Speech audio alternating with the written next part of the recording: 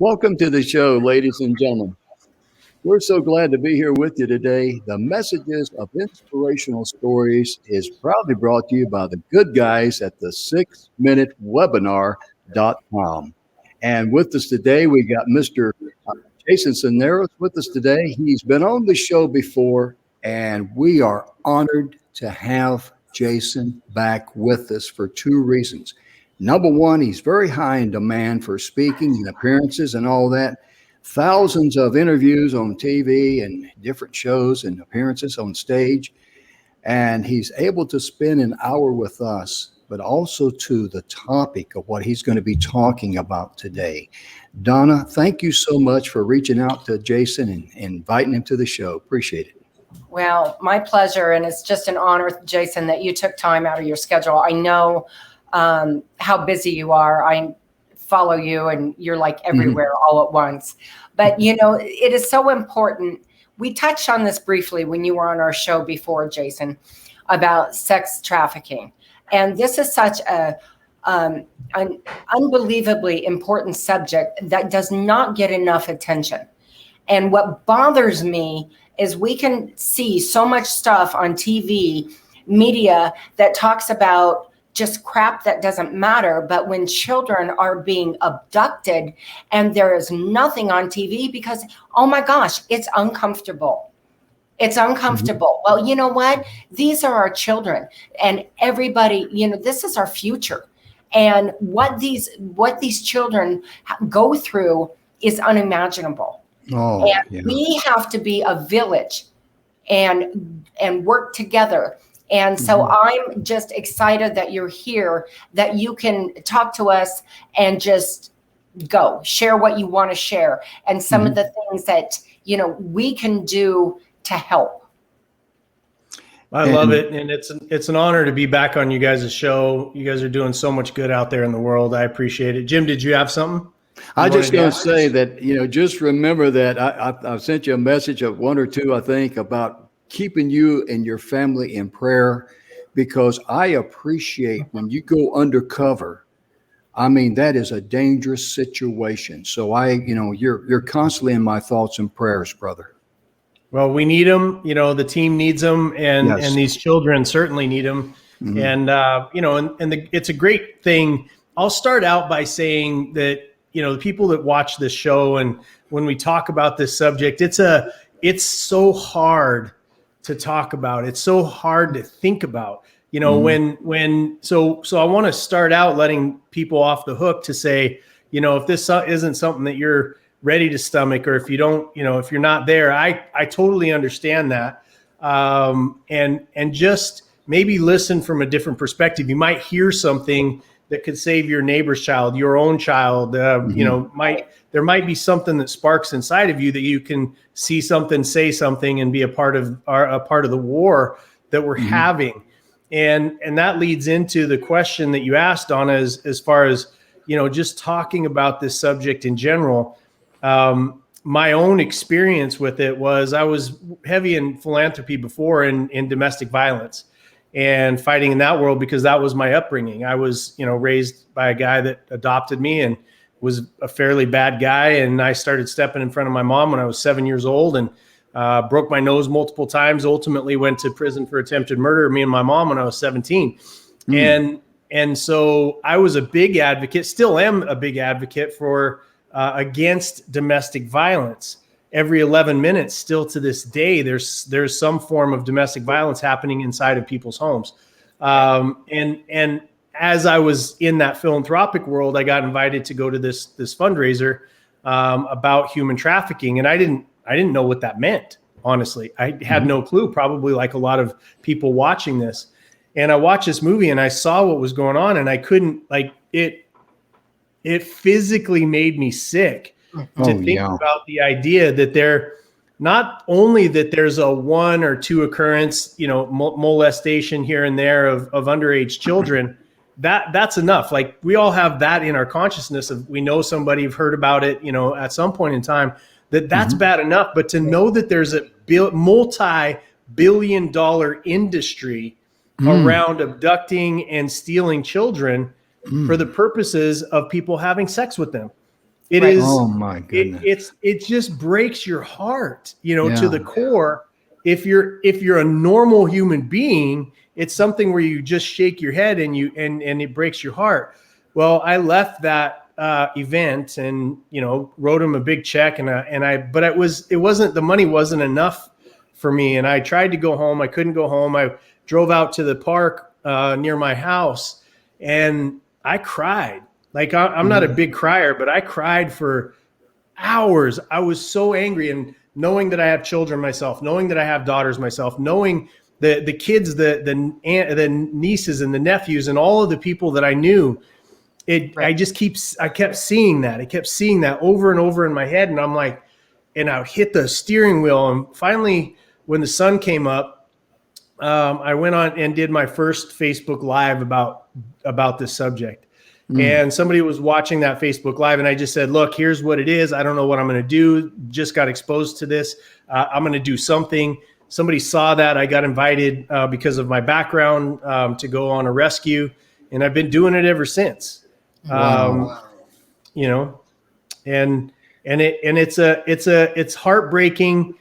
I get asked this question a lot, and a lot of people watching will be thinking this. How do you do that work and have it not affect you? And the answer is it's impossible to not have it affect you. Right. It's just like everything else in life. It's not what happens to you. It's what you do about it. It's how you process it. And I have just processed it in such a way that God exposed me to that message so that I could do something about it. Pastor Rudy Gonzalez, who is the head of the Certain Ministries and Slave Free Project that I work with, he said he got angry at God, about children being trafficked, and he's a pastor, and he got angry about it. And he tells this story that he was praying, and he's like, how can I serve you, God? How can I serve a God that allows this to happen? And he said, and God answered him and said, why aren't you doing something about it? Right? It's that personal conviction from each one of us to do what we can. Not everybody can do what we do and break down doors and grab these kids from the pit of hell. Not everybody can do that, but we can get involved in prevention strategies. We can, get involved in our own kids' lives and their cell phones, and we can donate money to rescue units, and we can get involved with aftercare and making sure that there's homes for them to go to and psychological support for them. There's always something we can do if this is something that hits your heart in the right place. And it's a righteous anger, right? This is the second part of what I've learned, is that I'm a happy warrior. I'm a comedian. I do, I've built my businesses. I have great friends, and I 99% of the time have a smile on my face. But when it's time to do violence on the behalf of the more vulnerable, I'm in the game. I'm in the game because it's something that God blessed me with, the physical ability, the financial ability, and the mental capacity to be able to do this work. And then to be able to have conversations and put myself out here, which has caused, me to have to put, security around my own children at this point. And, but I believe that I'm wearing God's armor. I believe that anybody in this world that's doing this for the right purposes and for freeing these children, I believe that you're protected, right? I think there's a veil of protection over you, because the war is now, and God is resourcing his men and women to fight this battle. I'll say this, and then I'll shut up for a second, let you guys ask me any questions you might want to have. But I fully believe that if we can shame people out of smoking cigarettes, we should be able to shame them out of having a multi-billion-dollar industry around having sex with our children. Absolutely. Amen. I'm with you all the way. We had a young lady on our show, Mana Dabholkar, and she goes into Mexico and different places, and she helps free, children that's been abducted in the sex slave industry. And she told me something, ladies and gentlemen, and it just kind of like tore me up. She says, now the young man's about 17 years of age. He's got a lot of help. He's still got some problems, but he's, coming back. But when they found him, he was only 4 years old. A 4-year-old boy, his little hands and his feet were tied to the four corners of a training table. And I'm going to leave it at that. You think about a 4-year-old boy going through that. My goodness gracious. I mean, people like that, there's a special place in Hades for them. In my broken Spanish, el mucho, el hadioso. You know, I mean, that's the way I feel about it. I mean, I'm not going to apologize for it because that's my true heart. And Donna, you go ahead. Jason, one of the things that I wanted to talk to you about and bring awareness, we hear all the time where children are being abducted or that they're being stalked. So one of the things that I personally do, and I don't think it's wrong, but, you know, moms with small children, you know, they're out at the grocery, they're usually by themselves. And there's usually always one child that's that rambunctious little dude that, you know, you're trying to corner, right? And I think it's incredibly important that we be vigilant because it takes a village. That if you see when you're shopping that you're not so focused in your own world, but that you're opening up to what's going on around you, that if you see somebody, usually men, stalking a woman with small children, it is our job, our duty to protect them at all costs. And I mean, raise holy living hell right then and there. Oh, yeah. Yeah. You know, here's part of the thing that I'm encouraged about. You know, my show, The Bald Avenger, and you know, Misfit Nation, who is my crew, you know, my family. It's full of moms. And when you anger the mom mafia, that's what I've titled them. Right? When you anger the mom mafia, it's over for you, right? Oh yeah. And they're engaged at such a super high level. They're doing so many things for this country right now. If it wasn't for women in our country right now, I don't know where we'd be. You know, they're fighting the battles in the schools and against the school boards, and they're doing a lot of work.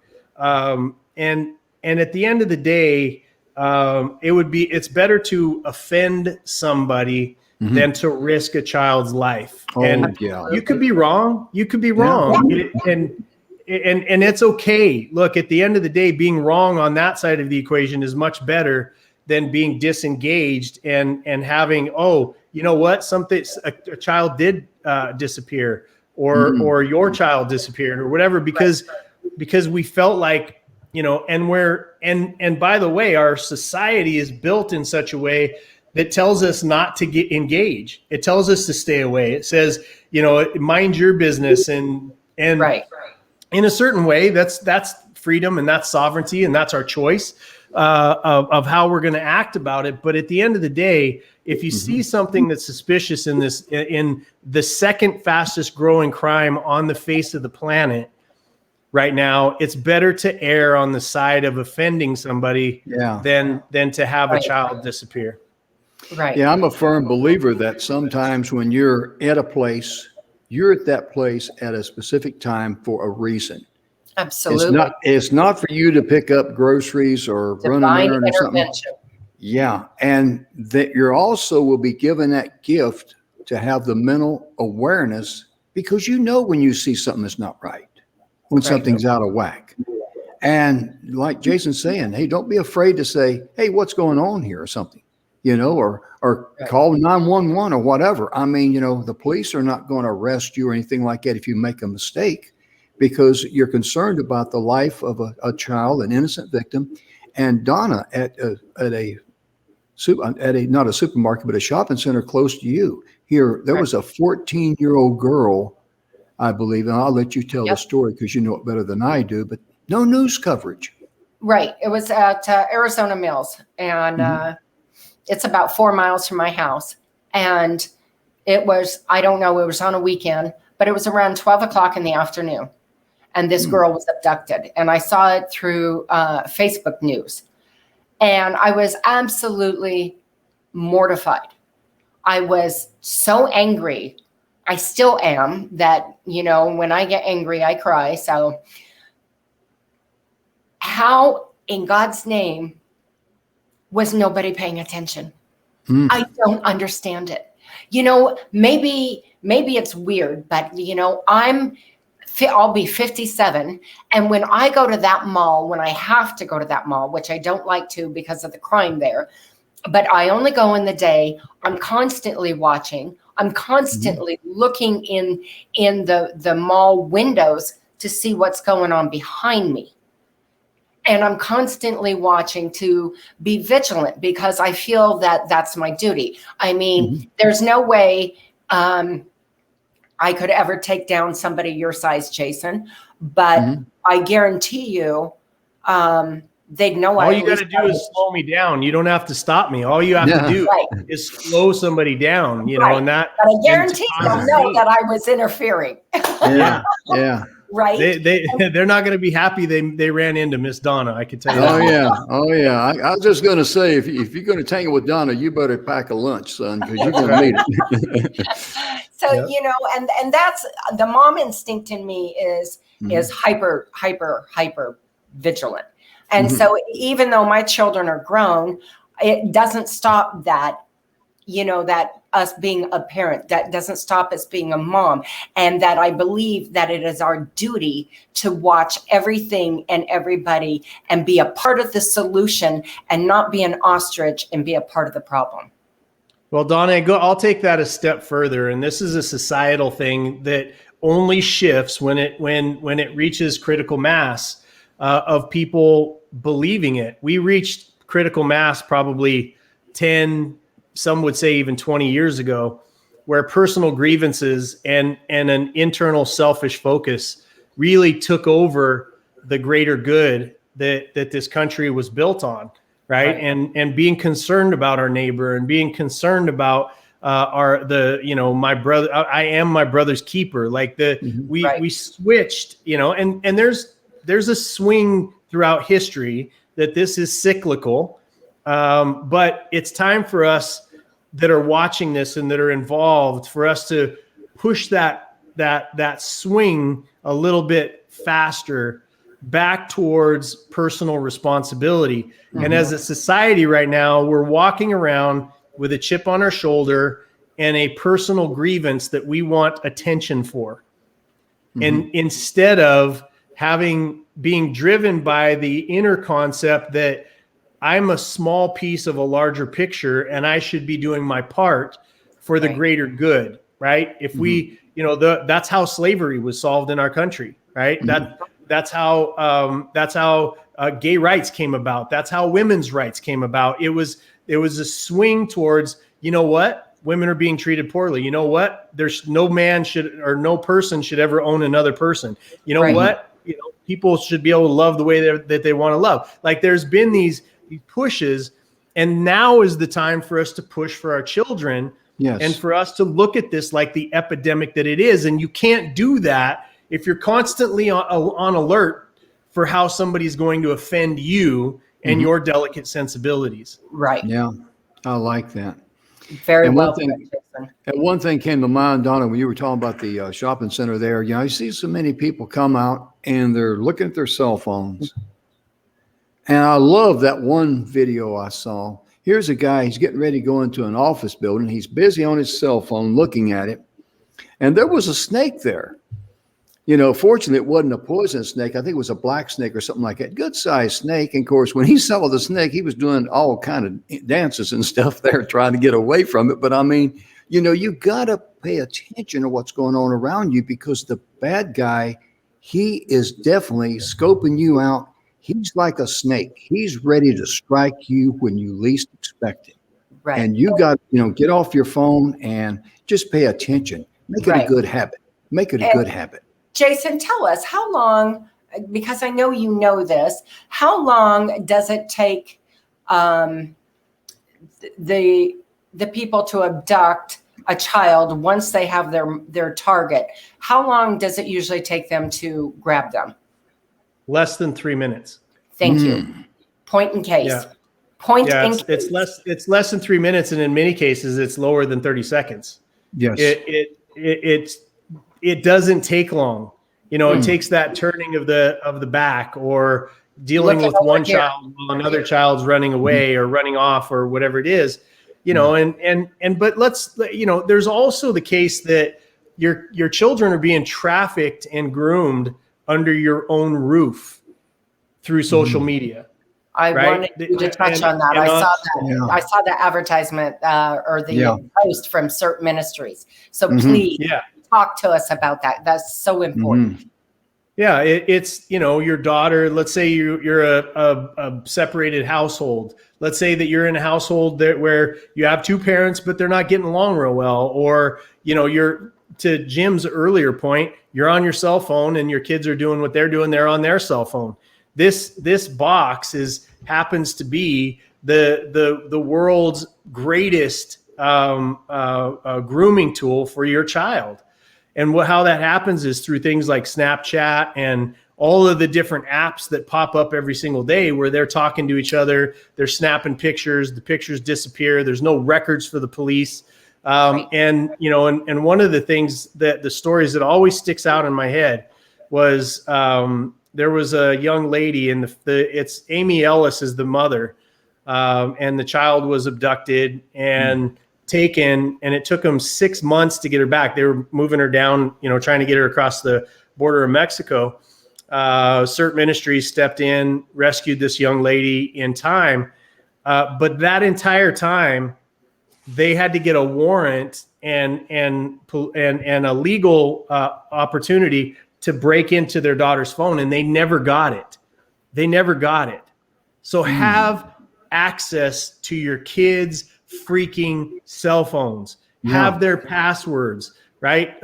There's a great company out there right now called Clear United, and they're building phones where you can have it's like your relationship. You have a parent and you have the child's phone.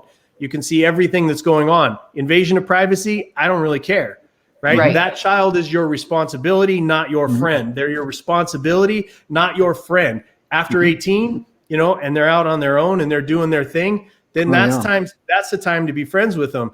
But while they're under your roof, they have 49-year-old, 50-year-old men that are grooming your child to go out to get to be some sort of a model, or, thinking that they've made this new boyfriend that is 15 years old. They show up at a specific time, boom, they're gone. You don't see them again.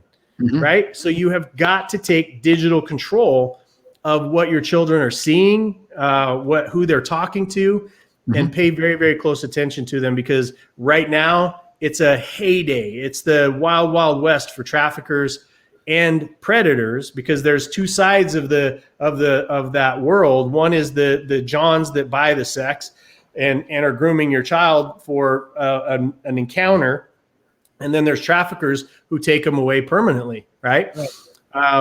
And so really, really, really take a look at your digital relationship with your child's devices.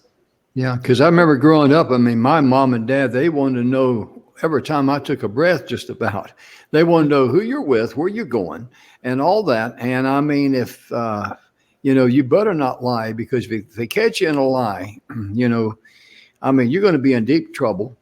Right. And if you tell them you're going out with somebody that they don't like, or they've heard bad things about it, no, you're not going out with them. Yeah, we need to go back. We need to go back to those days where you get back involved. You're a parent, for crying out loud.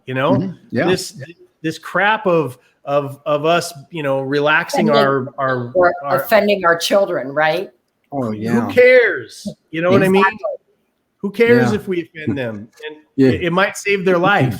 You can be offended all you want, but you're going to be safe. Right. I remember my daughter was in high school. I caught her lying to me one time. And I grounded her for 3 months. No phone, no nothing, because lying is something I would not tolerate. And she told me, she says, okay, Dad, that's fine. She was 15 or 16. She said, well, when I'm 18, I'm going to move. And I said, that's fine. I give you my word. I'll help you pack. And I'm telling you, I've helped that young lady move 5 or 6 times. Well, and one of the other things that I think as parents that we need to be vigilant about is change in behavior. Change in behavior. So yes, it's hard going through the teenage years. We've all been there, and God knows it's hard raising teenagers. That sucks too. However, there are noticeable changes. There are slight changes, more secretive a lot of times. All of a sudden they maybe were super happy and going out with their friends, and they're all of a sudden they don't have those friends anymore. It's a new set of friends that mom or dad don't know about. Those are some of the signs to take into consideration and see what's going on. Yeah, it all matters. It's just really, it can be summed up with one word: presence. Right. Just be present. Yeah. You're absolutely correct there, because if the kids know that you care and you love them, that is a big step forward there, because, they got to know that they're loved and not being just harassed or harped at or that sort of thing. They got to know there's a reason why you do what you do. And if you tell them, you just communicate with them, they may not appreciate it, but at least they will understand it. And right. That's open communication. Pastor Rudy has a sentence and a belief, and when these girls are pulled out, and messages to them when they're in, or prevention messages, and after a post rescue, is know your worth. Yeah. And that's our job as parents, is to transmit to the child what they are worth. They're worth everything. I care more about your life and your safety and your security and your future than I do about you liking me in this moment. Yeah. I love you that much. Right. And God loves you, and your family loves you. It's one of the things that breaks my heart that Amy Ellis says all the time is that what her daughter, if you get to know Amy Ellis, she's a mom like you, Donna, that was willing to burn the earth to the ground to get her daughter back. And you got to remember that probably 70% of the kids that are out there don't have anybody looking for them. Right. That's what hurts so bad. That's where we fail as a society. Exactly. To just think that these kids are not worthy because they're not ours, because they come from the wrong side of the tracks, because they have the wrong color skin, because they have whatever it is. Those are our children. Right. And an attack on them is an attack on us. Yeah. Again, it's the village concept. It takes all of us. It takes all of us. Yeah. And what is the average? So the folks out there really understand, Jason, what is the average time that someone, when they're abducted and rescued? And I know that's probably maybe a little bit of a hard statistic. Some never get rescued. I understand that. But on the whole, what have you seen? So I don't know the time frame, but I know that there's only a 7% recovery rate. Oh my gosh.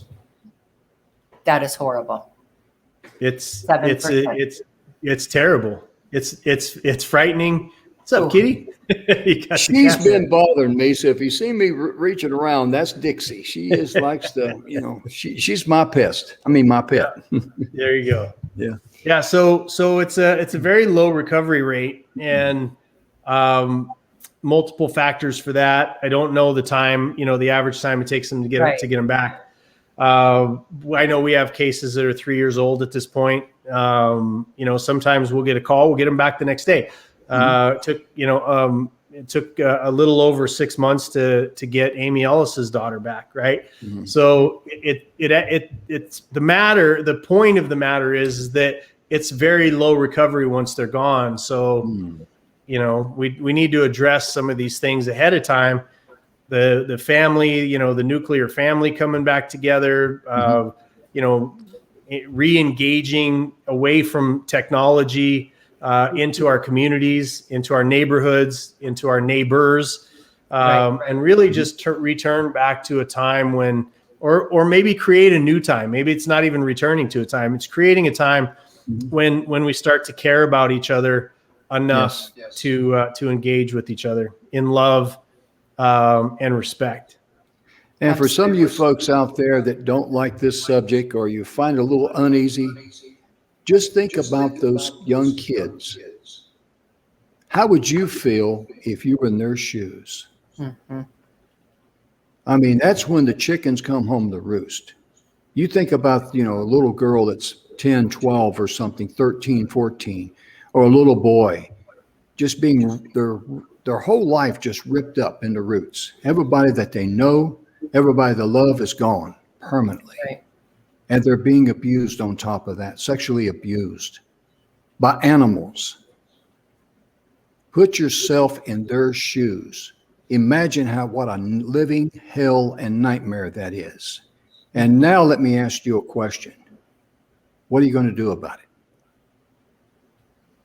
What are you going to do about it? Go ahead. Right. Donna. Well, not all of us can do what Jason does. Okay. We can't physically be able to go in and rescue people. But what we can do is learn what the problem is, understand it more, and, be first of all, more observant in your surroundings where you go, watching out for each other. Just like you said, Jason, be, my brother's keeper. The other thing you can do is help with your local areas who do sex trafficking, right? Help with them, whatever that capacity may be. Maybe it's just they need clothes, right? For the people, the children who are getting returned. Whatever that capacity that you can do and be involved in, that is helping in such a broad sense of the word. And you can always donate, because I know with certain ministries, you have safe house, correct? Jason? Yeah, we are connected to safe houses. We do have, safe vehicles. We have safe, temporary situations, but it's not long standing. And we do need to support more anybody that's watching this that has that aftercare aspect. We love partnering with new people, because at the end of the day, and also I just wanted to touch on one thing, Donna, is make sure you vet the organizations that you support. And the best way to vet them, in my opinion, is to go and get to meet them. Go to one of their fundraisers, meet the people, find out the families that they've helped, what they're really doing, because some organizations, and I hate to say this, but some organizations are professional fundraisers that really aren't doing what they say they're doing, and they're not putting the money towards that thing. They've got huge overheads, paying themselves huge salaries. I have never taken a dime from a single charity that I work with. Matter of fact, I'm usually one of the biggest, if not the biggest, donors to the places that I work with. And I don't work with anybody. If you see my name on it, you know that the money goes where they say it's going to go. Make sure you vet. Make sure you vet. And when you meet that person, if you just pay attention and you're present, you'll know whether that person is in it for themselves or whether they're in it for the fight. Right. Yes.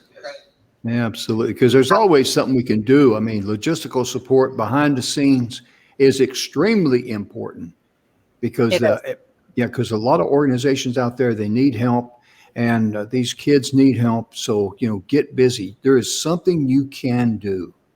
I'll tell you, Jim, just something that there's a lot of things that go on, to your point, behind the scenes that people don't think about, right? Our team with certain ministries, we've worked together for years, and we know each other, and we train together, right? Those training sessions, because Pastor Rudy, this is what he does, and then when he goes and does private jobs as a security or whatever it is, that family donates 90% of what they make in their own private life and live on 10% for themselves.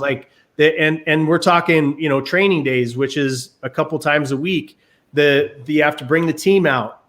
You have to feed them. You have to have the rounds of bullets. You have to, make sure the equipment's tic tac and tied. We just got a QRV, a quick response vehicle that was over $100,000. Everybody came together, got that thing paid for in 4 weeks, right? Mm-hmm. And this is for simple things like you're in an extraction, you get a child and you get the hell out and you have a long drive ahead of you. Every single time you stop, even for gas, you're at risk, right, of coming under fire from the traffickers or whoever, it might be following you for that case. So the less times we have to stop. Hotels are the worst, right? Because now you're exposed over a period of time.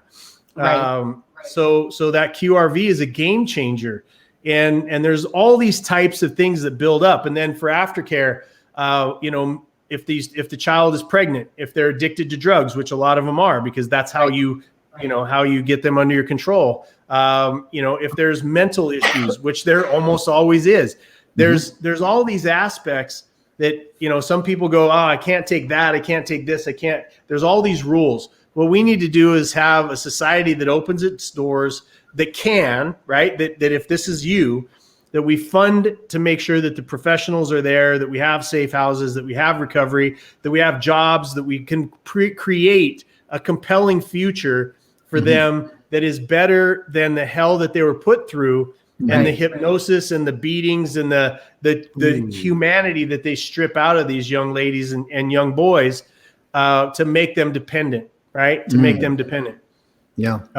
When you watch a rescue happen and you think you're extracting this young child from her situation and she's clinging but for dear life to her pimp, you understand the switch that has to happen, because they beat her down so badly that she believes that is her savior, and that's what love looks like. Right. That's her only lifeline. Yeah. Brainwashing. Absolutely. Yep. Absolutely. And like you said, the aftercare has to be horrific for these children. The medical and the psychological help that they need. The psychological help can go on for an awful long time. To really help bring them back and become in a place where they're better. The survivors community is a whole other story, right? I don't know that. I mean, just from my upbringing, which was pretty horrific and torturous. You just never get past it, right? It's you have to learn. It took me years and years and years and years to learn to change the definition that didn't happen to me. It happened for me. To be able to say, that made me strong in my broken places. Being strong in those broken places makes me even more capable to serve. It took away elements of fear that exist in other people that don't exist in me, right? But that's a transformation that doesn't happen overnight. Correct. And it can never happen if you're not out of the environment in a place that's safe for you to heal and to learn those lessons. Right. Yeah. You cannot heal in that toxic environment in which you became toxic. That's right. You just can't. You can't. And and the hard part is that when these children are taken, these are their formative years. Mentally, these are their formative years. And so that damage is truly can be deeply, deeply ingrained. Where, it's permanent if we allow it to be permanent, if we allow those things to be called damage, right? If that's how we accept it, it's permanent. But that damage is and can be our superpower when people are taught that this stuff, if it didn't break you, why? It was because, God is with you and wants to use you to stop that for hundreds of thousands, if not millions of other people. Right. But it's not, none of this is easy. This is probably the reason, Donna and Jim, that people shy away from it, because this is not as simple as, putting a sign on your door saying I'm for this, or, a ribbon, or this is not that. This is not a virtue signaling opportunity to say, hey, I care about kids. And then you go and you do nothing about it. Right. It's okay if this isn't your thing. There's no such thing there. There should be no way that you should be able to be guilted into something. This should be a calling on your heart, or it's not you're not your cup of tea. I'm okay either way. But those of you that have that calling on your heart, just know that there's a community out here that needs you, right? And needs you to show up at your best. And man, I don't know, Jim and Don, when you put yourself out there, I live by a really simple set of rules, just, because anything more complicated means I don't understand it. I live by a very simple rule that I'm put on this earth to become the best I can be for the purpose of serving other people. And it's a really simple mantra for me to understand. I'm still reading books. I'm still learning. I'm still educating myself so that I can be better for when the bell rings and I'm needed in the ring, that I can show up and I'm prepared. I'm ready. Yeah, exactly. And God resources in bizarre, Pastor Rudy and I will text each other back and forth. God is hilarious, right? It's hilarious the ways that he lines things up for us that we could have never done ourselves, right? And we would have never seen it if we were in ego, or if we were in selfishness, or if we were in fear. It would have never shown up. Right. We're texting each other all the time. God is hilarious. His wife, I'm fully convinced is an angel on this earth, we always says God is cute, right? That's not Pastor Rudy and I's language. We're manly men, damn it. It's real men. We got our pride. That's right. We got our pride. But God is hilarious sometimes, and if you put more faith, and faith is walking by belief, then you're going to be resourced, and yes. God loves to show up and to help support these kinds of things. And I don't know. I'm kind of rambling at this point, so I'll shut up now. That's okay, because I love what you said there. Yeah, absolutely. There is nothing that you're rambling, because this is like we talked about, Jason, this is a topic that is not talked about enough, but the epidemic is so horrific that we have to bring light to the forefront. We have to shed light on it as a global, because this is not just in America. This is global. It is happening everywhere, in every city around the world. There's 10 million children being trafficked. 10 million. Yes. Around the world. Yes. 10 million. 800,000 go missing in the United States every single year. A big chunk of those are abducted family members and things of that nature. But, even, if it's 200,000, if it's 300,000 of those kids that are being trafficked and stolen and abducted and raped, that is non-negotiable. Right. I'll die on that hill. Yeah, I understand. Right. Yeah, we got a comment in from Pat Peeler. I knew Pat. We grew up together, and I say together, across the street from each other. She says, "This is heartbreaking, and it makes me furious, and I will help." And if Pat says she's going to help, she'll bring Pharaoh's army with her, because she's a strong Christian woman. I'm telling you. She's the real deal. She's the real deal. And the reason I became a Christian, by the way, for Pat, to know, I remember I've always believed in God. All of the stuff I went through as a kid, there's no way there couldn't be a God, but I got pissed off at Jesus in the church, and, which Jesus obviously didn't care. But, I had my own pride in the way, and I walked away from the church.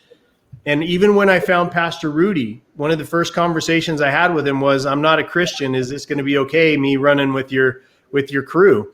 I don't want to be preached at," and this was 3 years ago or so. And I look back at what an idiot I was just to even have that conversation. He didn't care, because he loved me, he loved me. And my grandmother loved me, and my mom loves me, and they're strong. My grandmother just passed, but strong Christian women who would never stop praying for me no matter what I was going through. Right. And I know that those angels showed up. I know my grandfather, who passed a couple years ago, is an angel for me. I know that they've showed up throughout different areas of my life.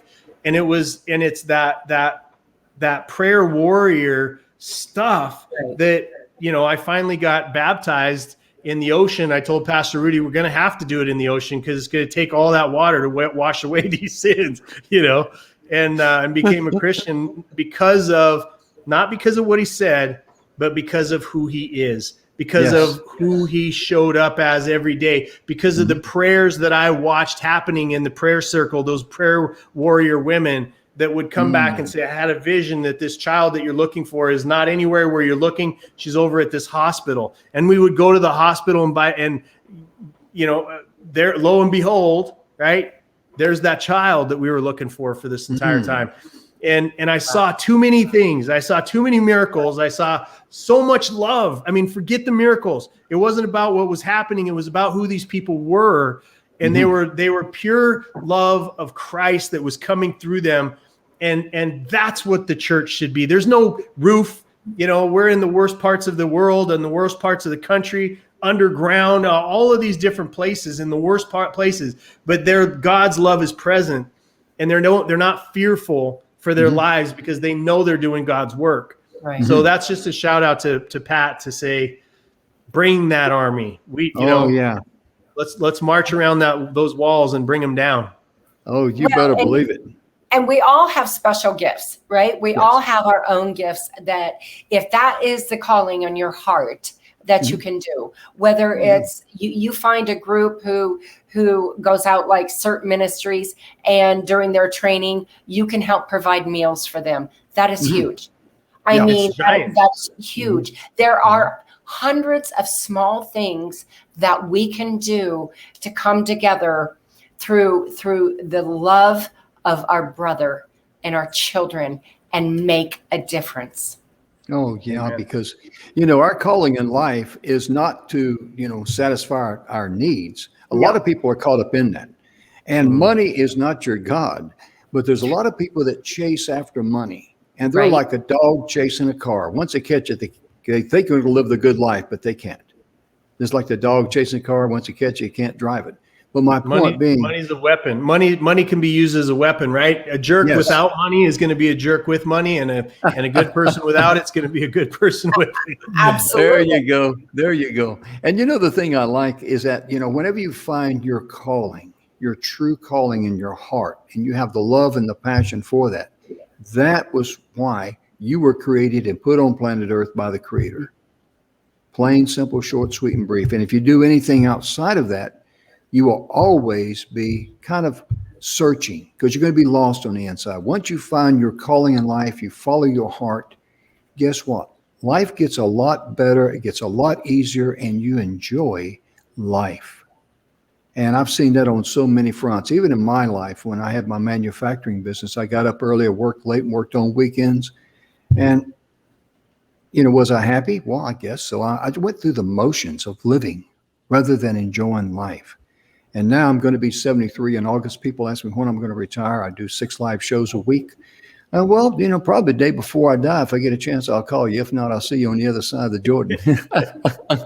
Well, look, the same calling, for people that have small businesses, one of the biggest problems or challenges, this is something that was a revelation to me, Jim, in my business career. I built several successful businesses. I failed miserably in a few of them.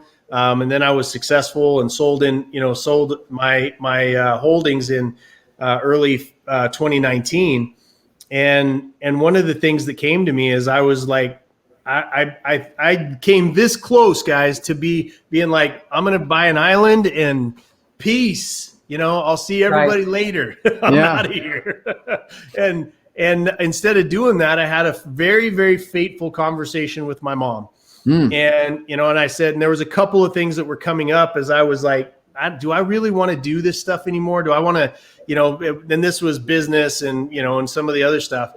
And she told me, Jason, I named you Jason because you're a healer and a warrior and you need to stay in the fight. And my mom doesn't give me a ton of advice, by the way. She's learned her lesson young in life, but when she spoke that word to me, it changed my entire perspective, and all of the experience that I'd gained over all the failures and the successes in business was and has been used through my company, Anton J. It's a consulting company, and our title is how we help good people make more money, get more time so they can do more good. And that's it. That's the whole reason it exists is because if you have a passion and you've got a factory or you've got a small business, sometimes there's that missing spark. You've been doing it for 10 years or 15 years and you think it's just about the money. The missing piece for a lot of people is that if you did it 2 times as good because God blessed you with the skill sets to be able to run a business and you could do it better, then you could take those funds and those funds go to the kingdom. Now there's a purpose behind it. Right. There you go. It reinvigorates that life of not many people, Jim, you know this. Not very many. 95% of the companies that start today are going to be out of business in 5 years. If you go beyond that, you have a skill set that 97% of the rest of the world doesn't have. Correct. And if you're using it just for yourself, it's going to be empty forever. And if you're using it for the growth of the kingdom, then you will be prosperous in joy, not just in dollars, but in joy for the work that you put your hands to on a day-to-day basis. Oh, yeah, absolutely. I love that. I tell you. Hey, you notice, ladies and gentlemen, we haven't taken any time off for commercials. I just run the little ticker tape there. We're sponsored by the 6-minute webinar because the information here is so valuable to someone out there. To all the folks out there it may be in India, Pakistan, Indonesia, wherever you're watching us from, Japan, UK, wherever, on Roku. Thank you so much. But be sure and share this show with others because we're going to download the show tonight. We will upload it to our YouTube channel that we created just for convenience. On YouTube, it is simply the Messages of Inspirational Stories TV show.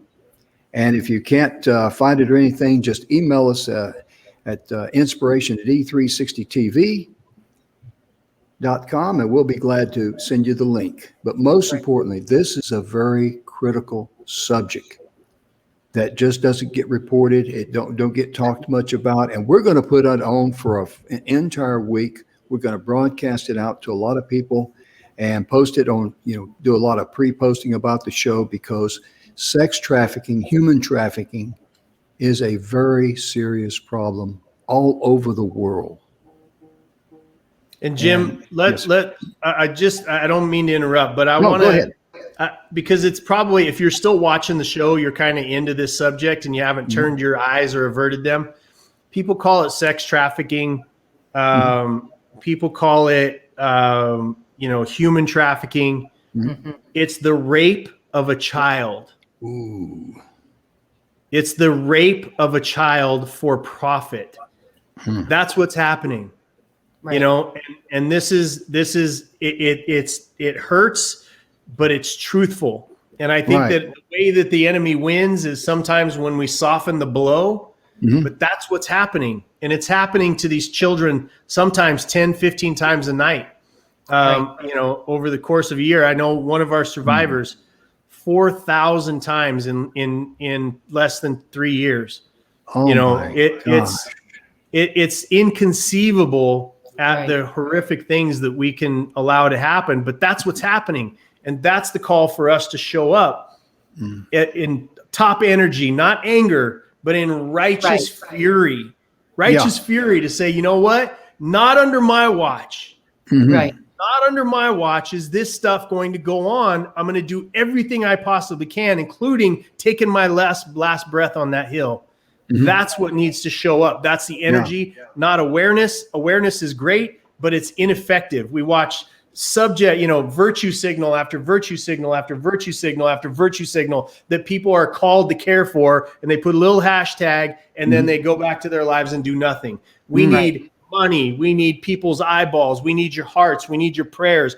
We need your expertise. We need your engagement more than we need your awareness. And so that's the action call. I hope it wasn't too rough.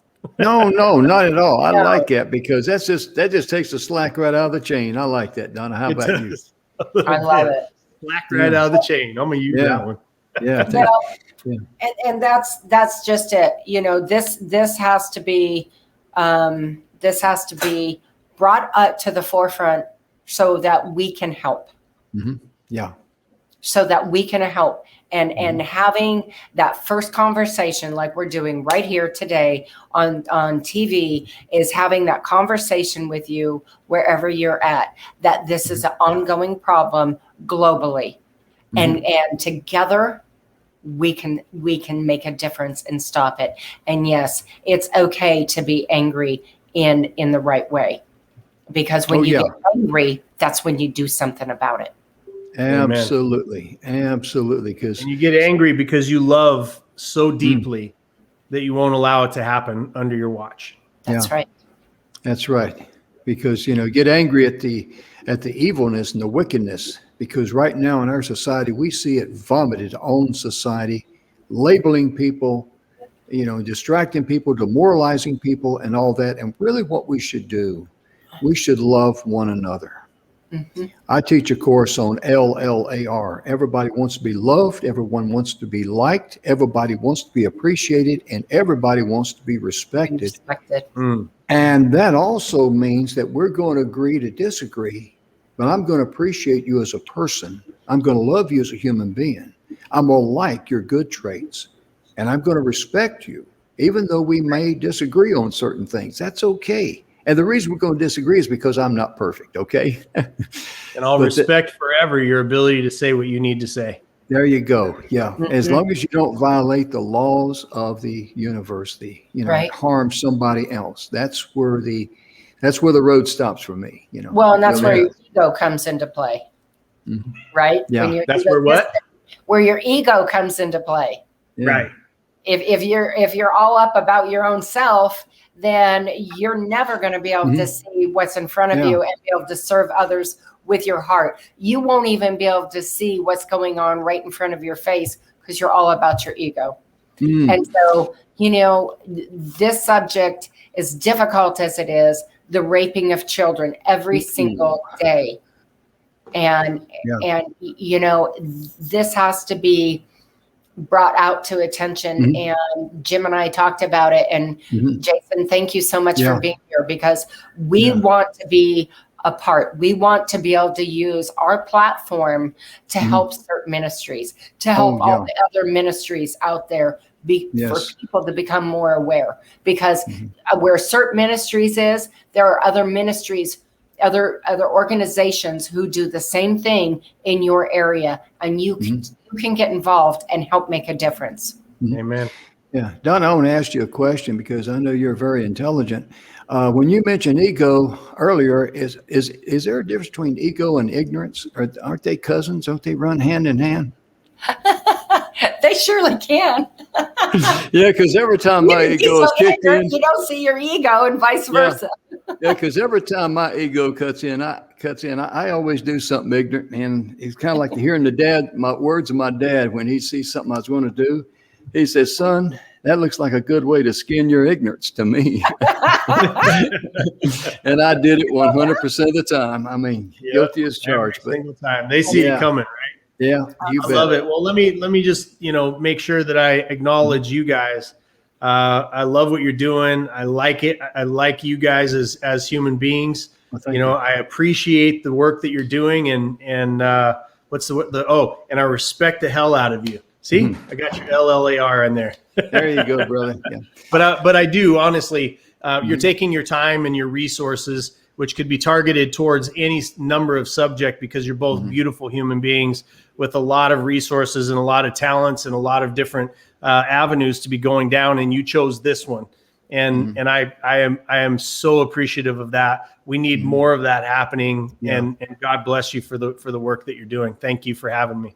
Well, thank you. It's our honor, because Donna and I, we've talked about it. We're going to commit an entire week on the rape of a child, the sex trafficking, human trafficking, whatever you want to call it. But we're getting right down to the nitty gritty. We're taking the slack out of the chain there, because that's what the deal is. They're not there to serve them tea and cookies. Amen. And, it's just, it's a horrible experience, and our time is about gone. And the only other thing I'd like to say is, one child taken is one child too many. Amen. Amen. Amen. Amen. Well, ladies and gentlemen, our time is gone. We want to thank you so much for tuning in today. We sincerely hope that you share this show with others, and it can be uploaded and seen on YouTube at our YouTube channel, Messages of Inspirational Stories TV show. And if you can't find it, just get in touch with me and Don at inspiration@e360tv.com here at the TV station, and we'll make sure you get that link.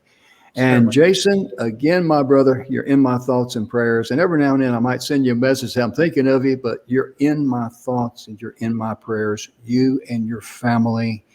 And I pray that the good Lord will, just cover you with blessings and just take care of you. I know he will. And I just want to say thank you so much for being that frontline warrior. Right. I got to salute you, brother. Being the badass you are. I love you both. Yeah. He's one of Jesus's badass guys. I'll take that all day long. Oh, yeah.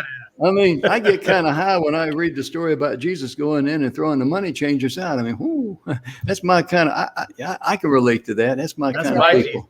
Yeah. All right, guys.